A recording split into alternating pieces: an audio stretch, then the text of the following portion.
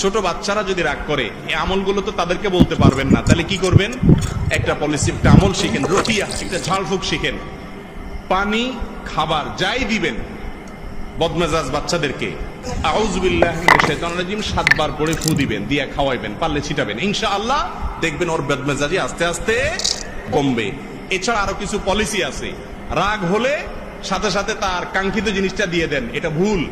কোন বাচ্চা সে যখন দেখে চেতলেই তো পাওয়া যায়, তখন তার চেতনটা নিয়মিত হইতে থাকে। তাকে বুঝতে দিতে হবে যে চান্দু, চেতলেই সব সময় তোমাকে দেওয়া হবে না। ঠান্ডা হও, মাপ চাও, লাইনে আসো, তারপরে পাবা। এভাবে এক্সারসাইজ করলে আস্তে আস্তে ইনশাআল্লাহ রাগ সংবরণ সেও করবে। আল্লাহ রাব্বুল আলামিন আমাদেরকে, আমাদের পরিবারকে, আমাদের সমাজকে শান্তিপূর্ণ সমাজ হিসেবে গড়ে তোলার তৌফিক দান করুন।